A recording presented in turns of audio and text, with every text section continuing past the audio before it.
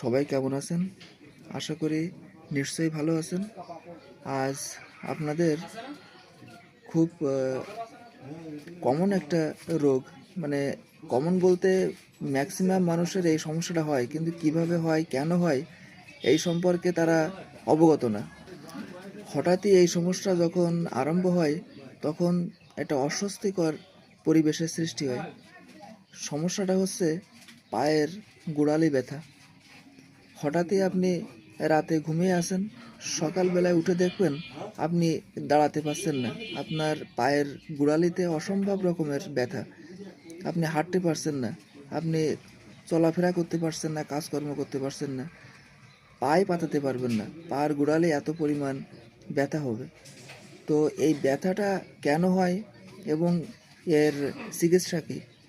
এর ভালো হোমিওপ্যাথিক চিকিৎসা আছে এবং এটা হওয়ার বিভিন্ন রকমের কারণে হতে পারে।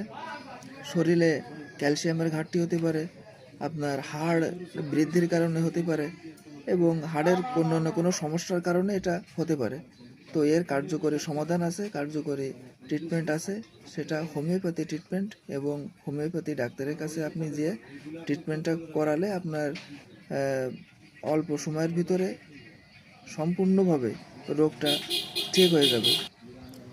হোমিওপ্যাথিক ট্রিটমেন্টটা হলো দুরারোগ্য ব্যাধির ট্রিটমেন্ট। যদি আপনাদের কারোর এরকম ধরনের সমস্যা হয় যে সকালে ঘুম থেকে উঠে আপনি আর পা পাতাতে পারছেন না, পায়ের অসম্ভব রকমের ব্যথা, তাহলে আর বিলম্ব না করে ভালো একজন হোমিওপ্যাথি ডাক্তারের শরণাপন্ন হন এবং তাকে বিষয়গুলো বলেন, দেখান, তাহলে আস্তে আস্তে আপনার রোগ সম্পূর্ণরূপে নির্মূল হবে। অনেক ধন্যবাদ আমার সাথে এতক্ষণ থাকার জন্য এবং ভিডিওটা সম্পূর্ণ দেখার জন্য।